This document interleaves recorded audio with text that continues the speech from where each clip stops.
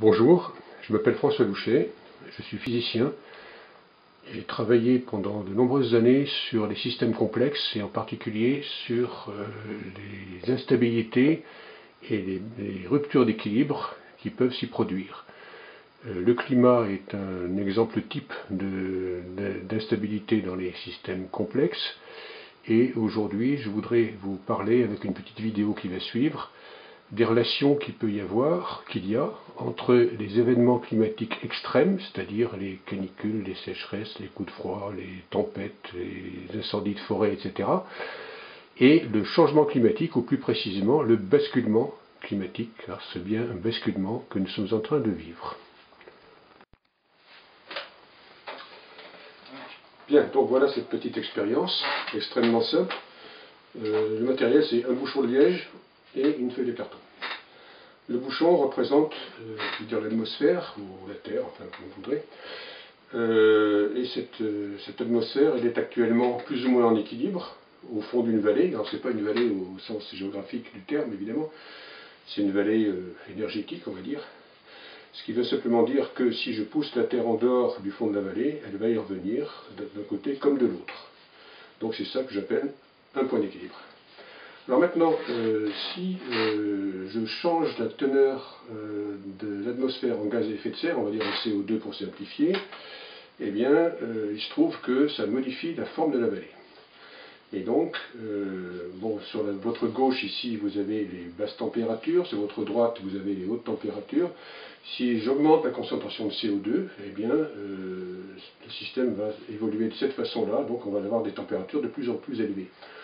Et si on se rend compte qu'on a fait des bêtises, eh bien, il suffit entre guillemets, de diminuer la quantité de CO2 et on reviendra au point de départ. Sauf qu'il y a des inerties, peut-être de quelques milliers d'années, si on fait trop ou si on va trop loin. Bien, alors maintenant, quelque chose d'encore plus important, je dirais, c'est que vous savez qu'en montagne, quand on a une vallée, en général, on a une crête à côté, même des deux côtés, et derrière la crête, on a une autre vallée. Et la situation est un petit peu différente, donc si je rajoute du CO2, je vais donc augmenter la température, comme ceci, et puis je vois que tôt ou tard, si je vais pas trop loin, je peux revenir, mais si je vais trop loin, eh bien le bouchon va partir dans la vallée d'à côté. Et une fois dans la vallée d'à côté, il ne reviendra plus. J'aurais beau remettre mon carton dans la position d'origine, ça ne reviendra pas au point de départ. Alors comment savoir si on est vraiment dans cette situation-là ou dans cette situation-là? Je vais dire, c'est extrêmement simple. Vous avez tous entendu parler de l'effet aile de papillon. Quand un papillon bat des ailes en Nouvelle-Zélande ou ailleurs, ça peut avoir des conséquences chez nous. Et comme sur Terre, il y a des milliards de papillons, eh bien, le système Terre, il fluctue comme ça, donc avec des petits coups de chaud, des petits coups de froid, des étés pourris, des étés qui le sont moins. Voilà. Bon, ça c'est normal, il y a des accidents de temps en temps, c'est normal. Maintenant, si je chauffe dans ces conditions-là, dans les mêmes conditions, dans une vallée sans crête à côté, eh bien ce sera plus chaud, mais les oscillations seront du même type. Des petites canicules, des petits coups de froid, etc.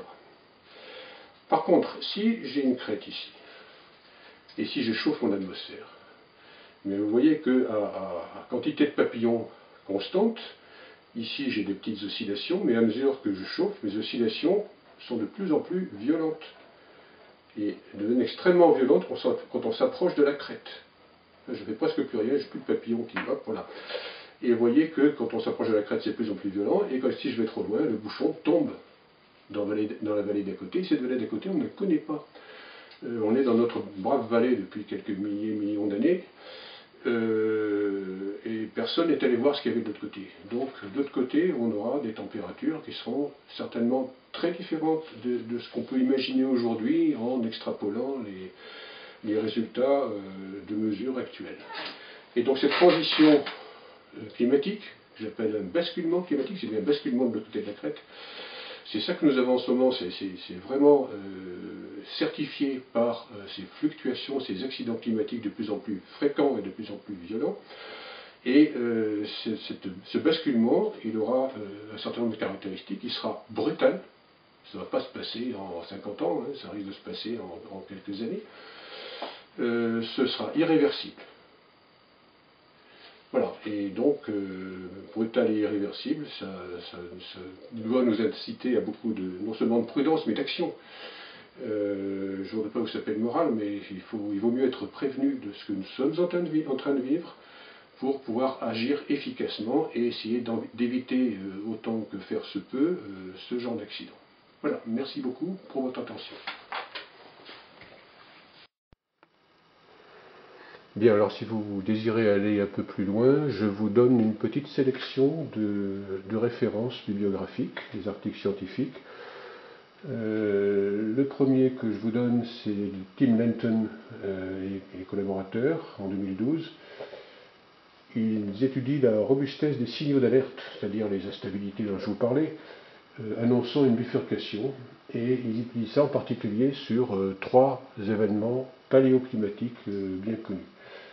Le deuxième papier est de Sébastien Bastiani et collaborateurs en 2016, qui est une très intéressante discussion entre les modèles bottom-up et up-down, c'est-à-dire les modèles numériques et les modèles plutôt dynamiques des systèmes, de théorie des systèmes dynamiques, pardon.